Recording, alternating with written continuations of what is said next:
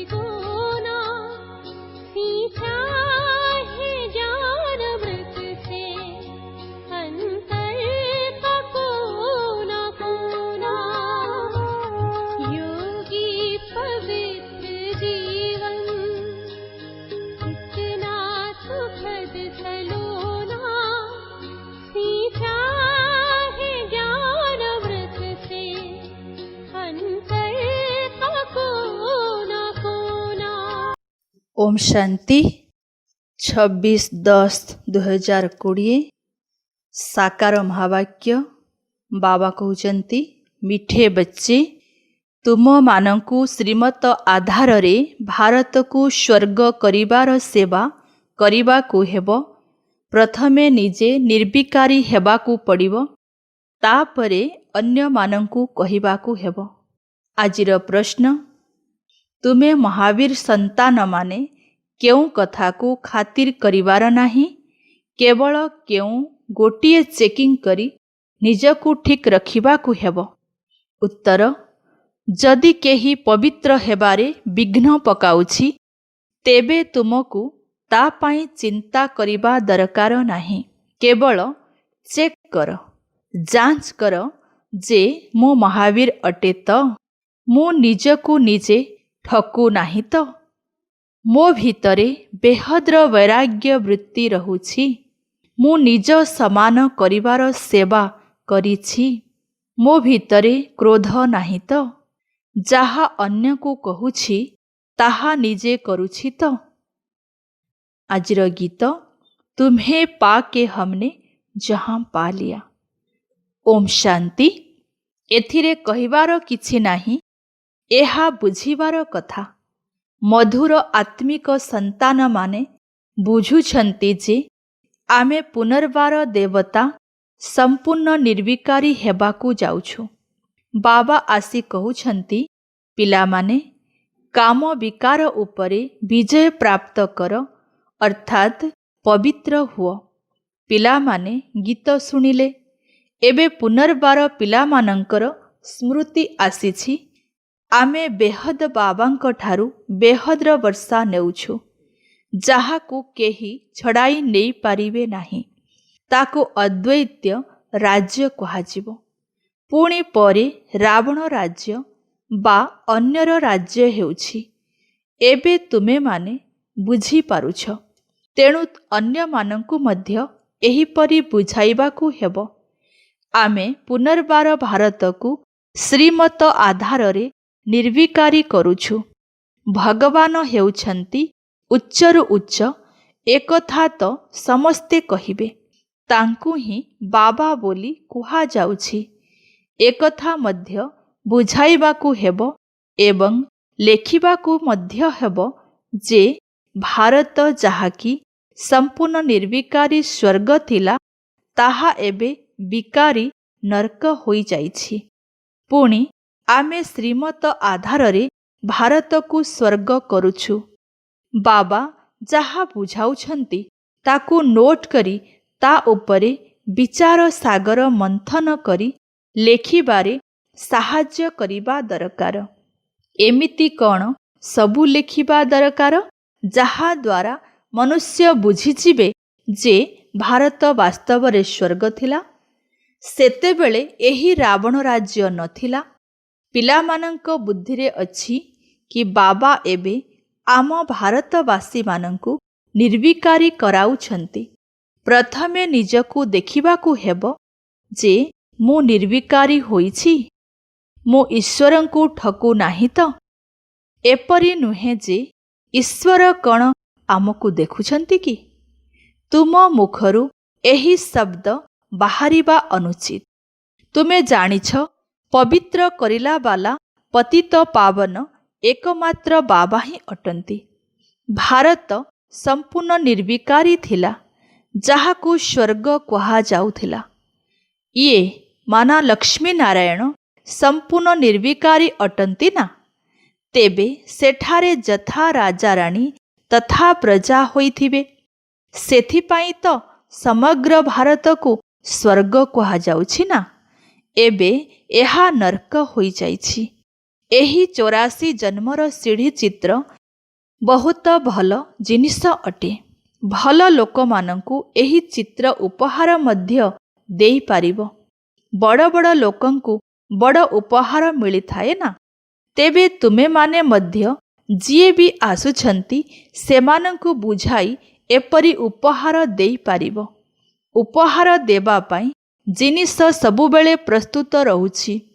तुम पाखरे मध्य ज्ञान प्रस्तुत रहिबा उचित। ସିଢ଼ିରେ ସମ୍ପୂର୍ଣ୍ଣ ଜ୍ଞାନ ରହିଛି। ଆମେ କିପରି 84 ଜନ୍ମ ନେଉଛୁ ଏହା ମନେ ରହିବା ଦରକାର। ଏହା ବୁଝିବାର କଥା ଅଟେ ନା? ତେବେ ନିଶ୍ଚିତ ଯିଏ ପ୍ରଥମେ ପ୍ରଥମେ ଏଠାକୁ ଆସିଛନ୍ତି ସେହିମାନେ ହିଁ 84 ଜନ୍ମ ନେଉଛନ୍ତି। ବାବା 84 ଜନ୍ମର କଥା ଶୁଣାଇ ପୁଣି କହୁଛନ୍ତି, ଏହାଙ୍କର ବହୁତ ଜନ୍ମର ଅନ୍ତିମ ସମୟରେ ମୁଁ ଏହାଙ୍କ ଶରୀରରେ ପ୍ରବେଶ କରୁଛି। ପୁଣି ଏହାଙ୍କର ନାମ ବ୍ରହ୍ମା ରଖୁଛି। ଏହାଙ୍କ ଦ୍ୱାରା ବ୍ରାହ୍ମଣ ରଚନା କରୁଛି। ନଚେତ୍ ବ୍ରାହ୍ମଣ କୁଆଡ଼ୁ ଆଣିବି? ବ୍ରହ୍ମାଙ୍କ ବିଷୟରେ କେବେ ଶୁଣିଛ କି? ତେବେ ନିଶ୍ଚିତ ଭଗବାନ ହିଁ କରିବେ। ବ୍ରହ୍ମା ଏବଂ ବିଷ୍ଣୁଙ୍କୁ ସୂକ୍ଷ୍ମ ଲୋକରେ ଦେଖାଇଥାନ୍ତି। ବାବା ତ କହୁଛନ୍ତି ମୁଁ ଏହାଙ୍କର 84 ଜନ୍ମର ଅନ୍ତିମ ସମୟରେ ପ୍ରବେଶ କରୁଛି। କାହାକୁ ପୋଷ୍ୟ କରାଗଲେ ନାମ ବଦଳାଇ ଦିଆଯାଏ। ସନ୍ନ୍ୟାସ ମଧ୍ୟ କରାଯାଏ। ସନ୍ନ୍ୟାସୀମାନେ ମଧ୍ୟ ଯେତେବେଳେ ସନ୍ନ୍ୟାସ କରିଥାନ୍ତି ତେବେ ତୁରନ୍ତ ଭୁଲି ପାରନ୍ତି ନାହିଁ। ନିଶ୍ଚୟ ପରିବାର, ଘର ଆଦି ମନେ ପଡ଼ିଥାଏ। ତୁମର ମଧ୍ୟ ସ୍ମୃତିରେ ଆସିବ, କିନ୍ତୁ ସେସବୁ ପ୍ରତି ତୁମର ବୈରାଗ୍ୟ ରହିଛି। କାହିଁକି ନା ତୁମେ ଜାଣିଛ ଏସବୁ ମାଟିରେ ମିଶିଯିବ। ସେଥିପାଇଁ ଆମେ ସେମାନଙ୍କୁ କାହିଁକି ମନେ ପକାଇବା? ଜ୍ଞାନ ଦ୍ୱାରା ସବୁକିଛି ଭଲ ଭାବରେ ବୁଝିବାକୁ ହେବ। ସେମାନେ ମଧ୍ୟ ଜ୍ଞାନ ଦ୍ୱାରା ହିଁ ଘର ଦ୍ୱାର ଛାଡ଼ିଥାନ୍ତି। ତାଙ୍କୁ ଯଦି ପଚାରିବ ଘରଦ୍ୱାର କିପରି ଛାଡ଼ିଲ, ତେବେ ସେମାନେ କିଛି କହିବେ ନାହିଁ। ପୁଣି ତାଙ୍କୁ ଯୁକ୍ତି ଦ୍ୱାରା ପଚରାଯାଏ କି ଆପଣଙ୍କର କିପରି ବୈରାଗ୍ୟ ଆସିଲା? ଆମକୁ ଶୁଣାଇଲେ ଆମେ ମଧ୍ୟ ସେହିପରି କରିବୁ। ତୁମେ ଟେମ୍ପଟେସନ୍ ଅର୍ଥାତ୍ ପ୍ରଲୋଭନ ଦେଉଛ ଯେ ପବିତ୍ର ହୁଅ। ବାକି ତୁମର ସବୁକିଛି ମନେ ଅଛି। ଛୋଟ ବୟସରୁ ଆରମ୍ଭ କରି ସବୁ କହିପାରିବ। ବୁଦ୍ଧିରେ ସାରା ଜ୍ଞାନ ରହିଛି।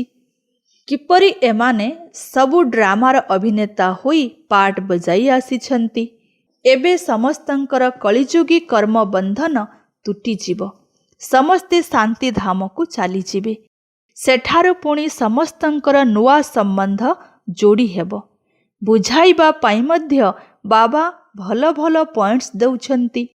ଏହି ଭାରତବାସୀ ଯେତେବେଳେ ଆଦି ସନାତନ ଦେବୀ ଦେବତା ଧର୍ମ ଅବଲମ୍ବୀ ଥିଲେ ସେତେବେଳେ ନିର୍ବିକାରୀ ଥିଲେ। 84 ଜନ୍ମ ପରେ ପୁଣି ବିକାରୀ ହୋଇଯାଇଛନ୍ତି। ଏବେ ପୁଣି ନିର୍ବିକାରୀ ହେବାକୁ ପଡ଼ିବ। କିନ୍ତୁ ପୁରୁଷାର୍ଥ କରାଇବା ପାଇଁ କେହି ଦରକାର। ଏବେ ତୁମକୁ ବାବା ବତାଉଛନ୍ତି। ବାବା କହୁଛନ୍ତି ତୁମେ ତ ସେହି ପିଲାମାନେ ଅଟ ନା? ପିଲାମାନେ ମଧ୍ୟ କହୁଛନ୍ତି ବାବା ଆପଣ ମଧ୍ୟ ସେହି ବାବା ଅଟନ୍ତି। ବାବା କହୁଛନ୍ତି କଳ୍ପ ପୂର୍ବରୁ ମଧ୍ୟ ମୁଁ ତୁମମାନଙ୍କୁ ପାଠ ପଢ଼ାଇ ରାଜ୍ୟଭାଗ୍ୟ ଦେଇଥିଲି ଏବଂ କଳ୍ପ କଳ୍ପ ଏହିପରି କରୁଥିବି। ଡ୍ରାମାରେ ଯାହା କିଛି ହେଲା, ବିଘ୍ନ ପଡ଼ିଲା, ପୁଣି ମଧ୍ୟ ପଡ଼ିବ। ଜୀବନରେ କ'ଣ କ'ଣ ହେଉଛି ମନେ ତ ରହୁଛି ନା? ଏହାଙ୍କର ତ ସବୁକିଛି ମନେ ଅଛି। କହୁଛନ୍ତି ମଧ୍ୟ ଗାଉଁଲିଆ ପିଲା ଥିଲି, ପୁଣି ବୈକୁଣ୍ଠର ମାଲିକ ହେଲି। ବୈକୁଣ୍ଠରେ ଗାଁ କେଉଁଠୁ ଆସିବ? ଏକଥା ତୁମେ ଏବେ ଜାଣୁଛ। ବର୍ତ୍ତମାନ ତୁମ ପାଇଁ ମଧ୍ୟ ଏହି ପୁରୁଣା ଦୁନିଆ ଗାଁ ସଦୃଶ ଅଟେ ନା? କେଉଁଠି ବୈକୁଣ୍ଠ, କେଉଁଠି ଏହି ନର୍କ। ମନୁଷ୍ୟ ତ ବଡ଼ ବଡ଼ ମହଲ, କୋଠାବାଡ଼ି ଆଦି ଦେଖି ଭାବୁଛନ୍ତି ଏହା ହିଁ ସ୍ୱର୍ଗ ଅଟେ। ବାବା କହୁଛନ୍ତି ଏସବୁ ତ ମାଟି ପଥର ଅଟେ। ଏହାର କୌଣସି ମୂଲ୍ୟ ନାହିଁ। ହୀରା ସବୁଠାରୁ ଅଧିକ ମୂଲ୍ୟବାନ ଅଟେ। ବାବା କହୁଛନ୍ତି ବିଚାର କର, ସତ୍ୟ ଯୁଗରେ ତୁମର ସୁନାର ମହଲ କିପରି ଥିଲା। ସେଠାରେ ତ ସବୁ ଖଣି ଗୁଡ଼ିକ ଭରପୁର ହୋଇ ରହିବ। ଢେରକୁ ଢେର ସୁନା ରହିବ। ତେଣୁ ପିଲାମାନେ କେତେ ଖୁସି ହେବା ଉଚିତ।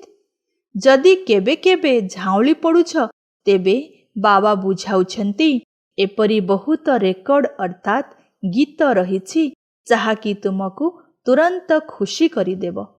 ସାରା ଜ୍ଞାନ ବୁଦ୍ଧିରେ ଆସିଯିବ।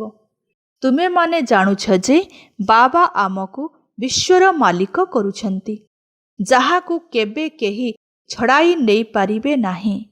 ଅଧାକଳ୍ପ ପାଇଁ ଆମେ ସୁଖଧାମର ମାଲିକ ହେଉଛୁ। ରାଜାର ସନ୍ତାନ ଜାଣିଥାଏ ଯେ ମୁଁ ଏହି ହଦ୍ର ରାଜତ୍ୱର ଉତ୍ତରାଧିକାରୀ ଅଟେ। ତେବେ ତୁମମାନଙ୍କୁ କେତେ ନିଶା ରହିବା ଉଚିତ? ମୁଁ ବେହଦ ବାବାଙ୍କର ଉତ୍ତରାଧିକାରୀ ଅଟେ। ବାବା ସ୍ୱର୍ଗର ସ୍ଥାପନା କରୁଛନ୍ତି। ଆମେ 21 ଜନ୍ମ ପାଇଁ ଉତ୍ତରାଧିକାରୀ ହେଉଛୁ। ତେଣୁ କେତେ ଖୁସି ରହିବା ଉଚିତ। ଯାହାଙ୍କର ଉତ୍ତରାଧିକାରୀ ହେଉଛନ୍ତି ତାଙ୍କୁ ମଧ୍ୟ ନିଶ୍ଚୟ ମନେ ରଖିବାକୁ ହେବ। ତେବେ ଯୋଗ ନ କରିଲେ ଉତ୍ତରାଧିକାରୀ ତ ହୋଇପାରିବ ନାହିଁ। ଯୋଗ କରିଲେ ପବିତ୍ର ହେବ, ତେବେ ଯାଇ ଉତ୍ତରାଧିକାରୀ ହୋଇପାରିବ। ତୁମେ ଜାଣିଛ, ଶ୍ରୀମତ ଆଧାରରେ ଆମେ ବିଶ୍ୱର ମାଲିକ ଡବଲ ମୁକୁଟଧାରୀ ହେଉଛୁ। ପୁଣି ଜନ୍ମ ପରେ ଜନ୍ମ ଆମେ ରାଜତ୍ୱ କରିବୁ। ମନୁଷ୍ୟମାନେ ଭକ୍ତି ମାର୍ଗରେ ବିନାଶୀ ଦାନ ପୁଣ୍ୟ କରିଥାନ୍ତି। ତୁମ ନିକଟରେ ଅବିନାଶୀ ଜ୍ଞାନ ଧନ ରହିଛି। ତୁମକୁ କେତେ ବଡ଼ ଲଟେରୀ ମିଳୁଛି। କର୍ମ ଅନୁସାରେ ଫଳ ମିଳୁଛି ନା। ଯଦି କେହି ବଡ଼ ରାଜାଙ୍କର ସନ୍ତାନ ହୋଇଥିବେ, ତେବେ ବଡ଼ ହଦ୍ର ଲଟେରୀ କୁହାଯିବ। ଗୋଟିଏ ମୁକୁଟଧାରୀ ସାରା ବିଶ୍ୱର ମାଲିକ ତ ହୋଇପାରିବେ ନାହିଁ। ତୁମେମାନେ 2 ମୁକୁଟଧାରୀ ସାରା ବିଶ୍ୱର ମାଲିକ ହେଉଛ। ସେ ସମୟରେ ଅନ୍ୟ କାହାର ରାଜତ୍ୱ ନଥାଏ। ପୁଣି ଅନ୍ୟ ଧର୍ମମାନେ ପରେ ଆସିଥାନ୍ତି।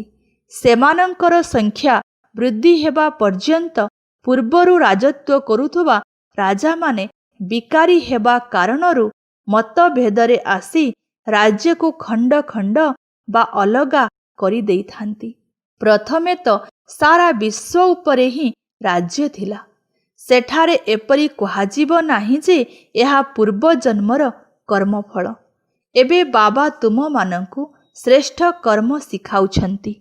ଯେପରି ଯିଏ ସେବା କରିବ, କର୍ମ କରିବ, ତାର ରିଟର୍ଣ୍ଣ ଅର୍ଥାତ୍ ପ୍ରତିଫଳ ମଧ୍ୟ ତାକୁ ସେହିପରି ମିଳିବ। ତେଣୁ ଭଲ କର୍ମ ହିଁ କରିବାକୁ ହେବ। କୌଣସି କର୍ମ କରିବା ସମୟରେ ଯଦି ବୁଝିପାରୁନାହଁ, ତେବେ ଶ୍ରୀମତ ନେବା ଦରକାର। ପତ୍ର ମାଧ୍ୟମରେ ବାରମ୍ବାର ପଚାରିବା ଉଚିତ। ଯେପରି ପ୍ରାଇମ୍ ମିନିଷ୍ଟର ଅଛନ୍ତି, ତୁମେ ଜାଣୁଛ ତାଙ୍କ ପାଖକୁ କେତେ ପୋଷ୍ଟ ଆସୁଥିବ, କିନ୍ତୁ ସେ କେବେ ହେଲେ ଏକା ପଢ଼ୁନାହାନ୍ତି। ତାଙ୍କ ପାଖରେ ବହୁତ ସେକ୍ରେଟେରୀ ଥାନ୍ତି। ସେମାନେ ସମସ୍ତ ପୋଷ୍ଟକୁ ଦେଖନ୍ତି। ଯିଏ ପୁରା ମୁଖ୍ୟ ହୋଇଥିବେ, ପ୍ରଥମେ ସେ ପାସ୍ କଲେ ଯାଇ ପ୍ରାଇମ୍ ମିନିଷ୍ଟରଙ୍କ ଟେବୁଲ ଉପରେ ରଖାଯିବ। ଏଠାରେ ମଧ୍ୟ ସେହିପରି ହୋଇଥାଏ।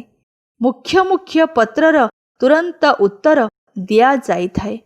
ବାକି ସମସ୍ତଙ୍କ ନିମନ୍ତେ ୟାଦ ପ୍ୟାର ଲେଖି ଦେଇଥାନ୍ତି। ଜଣ ଜଣଙ୍କୁ ଅଲଗା ଅଲଗା ପତ୍ର ଲେଖିବା ଏକତା ତ ହୋଇପାରିବ ନାହିଁ। ବହୁତ ମୁସ୍କିଲ ହେବ। ପିଲାମାନେ କେତେ ଖୁସି ହୋଇଥାନ୍ତି। ଓହୋ, ଆଜି ବେହଦ ବାବାଙ୍କର ଚିଠି ଆସିଛି।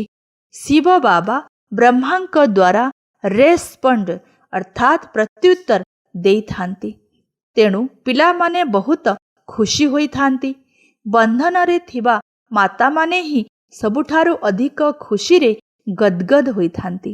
ଓହୋ, ମୁଁ ବନ୍ଧନରେ ଅଛି। ବେହଦର ବାବା ମୋତେ କିପରି ଚିଠି ଲେଖୁଛନ୍ତି, ନୟନରେ ରଖିଛନ୍ତି। ଅଜ୍ଞାନ କାଳରେ ମଧ୍ୟ ଯେଉଁମାନେ ପତିକୁ ପରମାତ୍ମା ଭାବିଥାନ୍ତି, ସେମାନେ ପତିଙ୍କର ଚିଠି ଆସିଲେ ତାଙ୍କୁ ଚୁମ୍ବନ କରିଥାନ୍ତି। ତୁମ ଭିତରେ ମଧ୍ୟ ବାପ ଦାଦାଙ୍କର ପତ୍ରକୁ ଦେଖି କେତେକ ସନ୍ତାନମାନଙ୍କର ଖୁସିରେ ଲୋମ ଟାଙ୍କୁରି ଉଠିଥାଏ। ପ୍ରେମର ଲୁହ ଆସିଯାଇଥାଏ। ଚୁମ୍ବନ କରିଥାନ୍ତି, ଆଖି ଉପରେ ରଖିଥାନ୍ତି। ବହୁତ ସ୍ନେହର ସହିତ ପତ୍ର ପଢ଼ିଥାନ୍ତି। ବନ୍ଧନରେ ଥିବା ମାତା ବା କନ୍ୟାମାନେ ମଧ୍ୟ କିଛି କମ୍ ନୁହନ୍ତି। କିନ୍ତୁ କେତେକ ସନ୍ତାନମାନଙ୍କ ଉପରେ ମାୟା ବିଜୟ ପ୍ରାପ୍ତ କରି ନେଇଥାଏ। କେହି କେହି ଭାବନ୍ତି, ମୋତେ ତ ନିଶ୍ଚୟ ପବିତ୍ର ହେବାକୁ ପଡ଼ିବ। ଭାରତ ନିର୍ବିକାରୀ ଥିଲା ନା, ଏବେ ବିକାରୀ ହୋଇଯାଇଛି। ଏବେ ଯେଉଁମାନଙ୍କୁ ନିର୍ବିକାରୀ ହେବାର ଥିବ ସେହିମାନେ ପୁରୁଷାର୍ଥ କରିବେ କଳ୍ପ ପୂର୍ବ ଭଳି। ତୁମମାନଙ୍କୁ ବୁଝାଇବା ପାଇଁ ବହୁତ ସହଜ। ତୁମର ମଧ୍ୟ ଏହି ପ୍ଲାନ୍ ରହିଛି ନା। ଗୀତାର ଯୁଗ ଚାଲିଛି। ଗୀତାର ହିଁ ପୁରୁଷୋତ୍ତମ ଯୁଗର ଗାୟନ କରାଯାଇଥାଏ। ତୁମେ ଏପରି ମଧ୍ୟ ଲେଖ ଯେ ଏହା ପୁରୁଷୋତ୍ତମ ଗୀତାର ଯୁଗ ଅଟେ, ଯେତେବେଳେ କି ପୁରୁଣା ଦୁନିଆ ବଦଳି ନୂଆ ହେଉଛି। ତୁମ ବୁଦ୍ଧିରେ ଅଛି ଯେ ବେହଦ୍ର ବାବା, ଯିଏକି ଆମର ଟିଚର ମଧ୍ୟ ଅଟନ୍ତି, ତାଙ୍କଠାରୁ ଆମେ ରାଜଯୋଗ ଶିଖୁଛୁ। ଭଲ ଭାବରେ ପଢ଼ିଲେ 2 ମୁକୁଟଧାରୀ ରାଜା ହେବ। ଏହା କେତେ ବଡ଼ ସ୍କୁଲ ଅଟେ। ବର୍ତ୍ତମାନ ରାଜତ୍ୱ ସ୍ଥାପନ ହେଉଛି। ସେଠାରେ ପ୍ରଜା ମଧ୍ୟ ନିଶ୍ଚୟ ଅନେକ ପ୍ରକାରର ରହିବେ। ରାଜତ୍ୱ ବୃଦ୍ଧି ହୋଇ ଚାଲିବ। ଯେଉଁମାନେ କମ୍ ଧାରଣ କରିଥାନ୍ତି ସେମାନେ ପଛରେ ଆସିବେ। ଯିଏ ଯେପରି ପୁରୁଷାର୍ଥ କରିବେ ସେହି ଅନୁସାରେ ସେ ପ୍ରଥମେ ଆସିବେ। ଏସବୁ ପୂର୍ବ ପ୍ରସ୍ତୁତ ଖେଳ ଅଟେ। ଏହି ଡ୍ରାମାର ଚକ୍ର ରିପିଟ୍ ହେଉଛି ନା, ଅର୍ଥାତ୍ ପୁନରାବୃତ୍ତି ହେଉଛି ନା। ଏବେ ତୁମେ ବାବାଙ୍କ ଠାରୁ ବର୍ଷା ନେଉଛ। ବାବା କହୁଛନ୍ତି ପବିତ୍ର ହୁଅ। ଏଥିରେ ଯଦି କେହି ବିଘ୍ନ ପକାଉଛି ତେବେ ତୁମେ ତାଙ୍କୁ ଖାତିର କରିବାର ୟା ଉଚିତ ନୁହେଁ। 2 ଖଣ୍ଡ ରୁଟି ତ ମିଳିପାରିବ ନା। ପିଲାମାନଙ୍କୁ ପୁରୁଷାର୍ଥ କରିବା ଦରକାର, ତେବେ ଯାଇ ମନେ ରହିବ। ବାବା ଭକ୍ତି ମାର୍ଗର ଉଦାହରଣ ଦେଉଛନ୍ତି ଯେ ପୂଜା କରିବା ସମୟରେ ଯଦି ବୁଦ୍ଧିଯୋଗ ବାହାରକୁ ଚାଲିଯାଉଥିଲା ତେବେ ନିଜର କାନ ଧରି ଚାପୁଡ଼ା ମାରୁଥିଲେ, ତେବେ ଏହା ହେଉଛି ଜ୍ଞାନ। ଏଥିରେ ମଧ୍ୟ ମୁଖ୍ୟ ଯୋଗର କଥା ରହିଛି। ଯୋଗଯୁକ୍ତ ହୋଇ ନ ରହିଲେ ନିଜକୁ ଚାପୁଡ଼ା ମାରିବା ଦରକାର। ମାୟା ମୋ ଉପରେ କାହିଁକି ବିଜୟ ପ୍ରାପ୍ତ କରୁଛି? ମୁଁ କ'ଣ ଏତେ କଞ୍ଚା, କ'ଣ ଏତେ ଦୁର୍ବଳ? ମୋତେ ତ ଏହା ଉପରେ ବିଜୟ ପ୍ରାପ୍ତ କରିବାକୁ ହେବ। ନିଜେ ନିଜକୁ ଭଲ ଭାବରେ ସମ୍ଭାଳିବାକୁ ହେବ। ନିଜକୁ ପଚାର, ମୁଁ ଏହିଭଳି ମହାବୀର ଅଟେ ତ? ଅନ୍ୟମାନଙ୍କୁ ମଧ୍ୟ ମହାବୀର କରିବାର ପୁରୁଷାର୍ଥ କରିବାକୁ ହେବ। ଯେତେ ବହୁତଙ୍କୁ ନିଜ ସମାନ କରିବା ସେତେ ଉଚ୍ଚପଦ ମିଳିବ। ନିଜର ରାଜ୍ୟଭାଗ୍ୟ ନେବା ପାଇଁ ରେସ୍ କରିବା ଉଚିତ। ଯଦି ଆମ ପାଖରେ ହିଁ କ୍ରୋଧ ଥିବ ତେବେ ଅନ୍ୟକୁ କିପରି କହିବା ଯେ କ୍ରୋଧ କର ନାହିଁ? ଏହା ତ ସତ୍ୟତା ହେଲା ନାହିଁ ନା। ଲଜ୍ଜା ଆସିବା ଦରକାର। ଆମେ ଅନ୍ୟକୁ ବୁଝାଉଥିବା ଏବଂ ସେ ଉଚ୍ଚପଦ ପାଉଥିବେ କିନ୍ତୁ ଆମେ ତଳେ ରହିଯାଉଥିବା, ଏହାକୁ କ'ଣ ପୁରୁଷାର୍ଥ କୁହାଯିବ? ପଣ୍ଡିତର କାହାଣୀ। ବାବାଙ୍କୁ ସ୍ମରଣ କରି ତୁମେ ଏହି ବିଷୟ ସାଗରରୁ କ୍ଷୀର ସାଗରକୁ ଚାଲି ଯାଉଛ। ବାକି ଏହିସବୁ ଉଦାହରଣ ଦେଇ ବାବା ବୁଝାଉଛନ୍ତି, ଯାହାକୁ ପୁଣି ଭକ୍ତି ମାର୍ଗରେ ପୁନରାବୃତ୍ତି କରୁଛନ୍ତି। ଭ୍ରମରୀର ମଧ୍ୟ ଉଦାହରଣ ରହିଛି। ତୁମେମାନେ ବ୍ରାହ୍ମଣୀ ଅଟ ନା? ବିକେ। ଏମାନେ ହେଲେ ସତ୍ୟ ବ୍ରାହ୍ମଣ। ପ୍ରଜାପିତା ବ୍ରହ୍ମା କେଉଁଠାରେ ଅଛନ୍ତି? ନିଶ୍ଚୟ ଏଠାରେ ଥିବେ ନା। ସେଠାରେ କ'ଣ ଥିବେ କି? ତୁମକୁ ବହୁତ ହୁସିଆର ହେବା ଉଚିତ। ବାବାଙ୍କର ପ୍ଲାନ୍ ହେଉଛି ମନୁଷ୍ୟମାନଙ୍କୁ ଦେବତା କରିବା। ବୁଝାଇବା ପାଇଁ ଏହି ଚିତ୍ର ମଧ୍ୟ ରହିଛି। ଏଥିରେ ଲେଖା ମଧ୍ୟ ସେହିପରି ରହିବା ଉଚିତ। ଗୀତାର ଭଗବାନଙ୍କର ଏହା ପ୍ଲାନ୍ ଅଟେ ନା। ଆମେ ବ୍ରାହ୍ମଣ ହେଉଛୁ ଚୁଟି। ଏହା କ'ଣ କେବଳ ଜଣଙ୍କର କଥା କି? ପ୍ରଜାମାନଙ୍କର ପିତା ବ୍ରହ୍ମା। ତେବେ ବ୍ରାହ୍ମଣମାନେ ଚୋଟି ଅର୍ଥାତ୍ ସର୍ବୋଚ୍ଚ ହେଲେ ନା। ବ୍ରହ୍ମା ହେଲେ ବ୍ରାହ୍ମଣମାନଙ୍କର ପିତା। ବର୍ତ୍ତମାନ ବ୍ରହ୍ମାଙ୍କର ବହୁତ ବଡ଼ କୁଟୁମ୍ବ ହୋଇଥିବ ନା, ଯାହାକି ତୁମେ ପୁନର୍ବାର ଦୈବୀ କୁଟୁମ୍ବରେ ଆସୁଛ। ବର୍ତ୍ତମାନ ତୁମେ ବହୁତ ଖୁସି ହେଉଛ କାହିଁକି ନା ଲଟେରୀ ମିଳୁଛି। ତୁମର ବହୁତ ନାମ ରହିଛି। ବନ୍ଦେ ମାତରମ୍। ତୁମେ ହିଁ ଶିବଙ୍କର ଶକ୍ତି ସେନା ଅଟ ନା। ସେମାନେ ତ ସବୁ ନକଲି ଅଟନ୍ତି। ବହୁତ ରହିଥିବା କାରଣରୁ ଦ୍ୱନ୍ଦ୍ୱରେ ପଡ଼ୁଛନ୍ତି। ସେଥିପାଇଁ ରାଜଧାନୀ ସ୍ଥାପନ କରିବାରେ ମେହନତ ଲାଗୁଛି। ବାବା କହୁଛନ୍ତି ଏହି ଡ୍ରାମା ପୂର୍ବ ନିର୍ମିତ ଅଟେ। ଏଥିରେ ମୋର ମଧ୍ୟ ପାର୍ଟ ରହିଛି। ମୁଁ ହେଉଛି ସର୍ବଶକ୍ତିମାନ ମୋତେ ସ୍ମରଣ କରିବା ଦ୍ୱାରା ତୁମେ ପବିତ୍ର ହୋଇଯାଉଛ। ସବୁଠାରୁ ଶକ୍ତିଶାଳୀ ଚୁମ୍ବକ ହେଉଛନ୍ତି ଶିବ ବାବା। ସେ ହିଁ ସବୁଠାରୁ ଉଚ୍ଚରେ ରହୁଛନ୍ତି। ଆଚ୍ଛା, ମିଠା ମିଠା ଶିକିଲଧେ ସନ୍ତାନମାନଙ୍କ ପ୍ରତି ମାତା ପିତା ବାପ ଦାଦାଙ୍କର ମଧୁର ସ୍ନେହଭରା ସ୍ମୃତି ଏବଂ ସୁପ୍ରଭାତ। ଆତ୍ମିକ ପିତାଙ୍କର ଆତ୍ମିକ ସନ୍ତାନମାନଙ୍କୁ ନମସ୍ତେ। ଆତ୍ମିକ ସନ୍ତାନମାନଙ୍କର ଆତ୍ମିକ ପିତାଙ୍କୁ ନମସ୍ତେ। ଧାରଣା ପାଇଁ ମୁଖ୍ୟ ସାରାଂଶ। 1 ନମ୍ବର, ସର୍ବଦା ଏହି ଖୁସି ଅଥବା ନିଶାରେ ରହିବାକୁ ହେବ ଯେ ଆମେ 21 ଜନ୍ମ ପାଇଁ ବେହଦ ବାବାଙ୍କର ଉତ୍ତରାଧିକାରୀ ହୋଇଛୁ। ତେଣୁ ଯାହାଙ୍କର ଉତ୍ତରାଧିକାରୀ ହୋଇଛ ତାଙ୍କୁ ମନେ ପକାଇବା ପାଇଁ ମଧ୍ୟ ପଡ଼ିବ ଏବଂ ପବିତ୍ର ନିଶ୍ଚିତ ହେବାକୁ ପଡ଼ିବ। 2 ନମ୍ବର, ବାବା ଶିଖାଉଥିବା ଶ୍ରେଷ୍ଠ କର୍ମ ହିଁ କରିବାକୁ ହେବ। ପ୍ରତି ପାଦରେ ଶ୍ରୀମତ ନେବାକୁ ପଡ଼ିବ। ଆଜିର ବରଦାନ, ମାନସିକ ଶକ୍ତି ଉପରେ ସମ୍ପୂର୍ଣ୍ଣ ଧ୍ୟାନ ଦେଉଥିବା ଉତ୍ଥାନ ଅବସ୍ଥାର ଅନୁଭବୀ ବିଶ୍ୱ ପରିବର୍ତ୍ତକ ହୁଅ। ବିସ୍ତାର, ବର୍ତ୍ତମାନ ଅନ୍ତିମ ସମୟରେ ମାନସିକ ଶକ୍ତି ଦ୍ୱାରା ହିଁ ବିଶ୍ୱ ପରିବର୍ତ୍ତନର ନିମିତ୍ତ ହେବାକୁ ପଡ଼ିବ।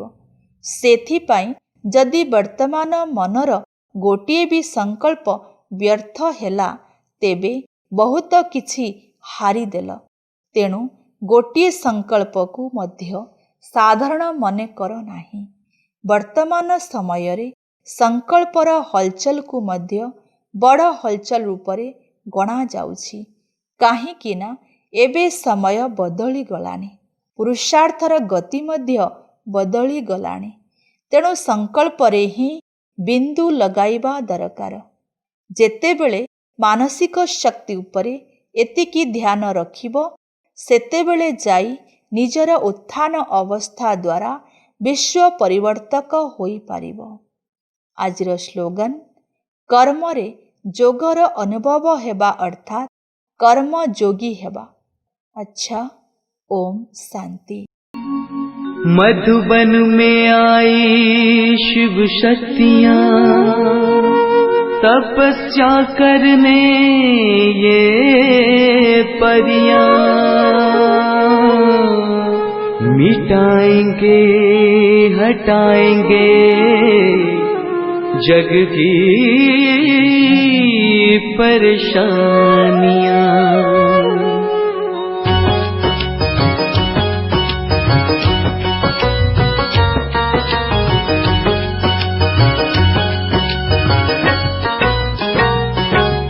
मधुबन में आई शिव शक्तियाँ, मधुबन में आई शिव शक्तियाँ, तपस्या करने ये परियां, तपस्या करने ये परियां, मिटाएंगे हटाएंगे ये जग की परेशानियां। मधुबन में आई शिव शक्तियाँ, मधुबन में आई शिव शक्तियाँ।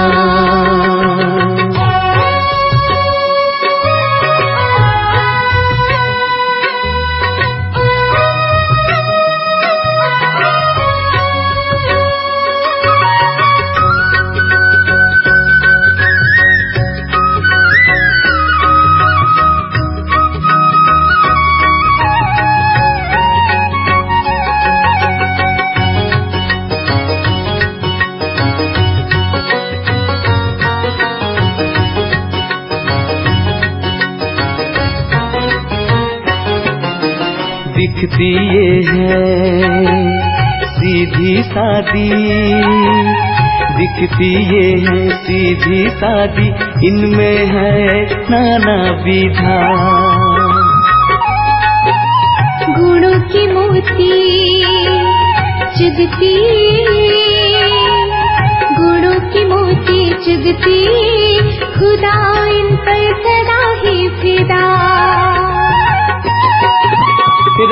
राजयोगी ये तपस्वी ये राजयोगी तपस्वी श्वेत वस्त्र धारिणिया मधुबन में आई शिव शक्तियाँ मधुबन में आई शिव शक्तियाँ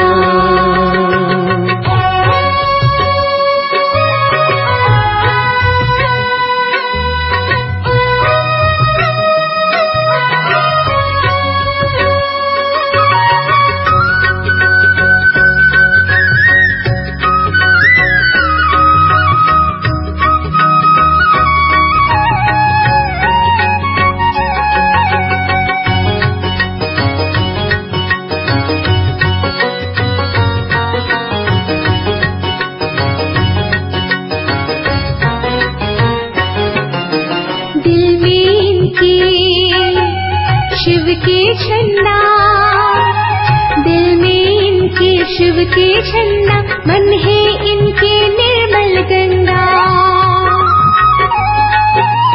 पूजा करेगा सारा जहां पूजा करेगा सारा जहां जब तक रहेंगे सूरज चंदा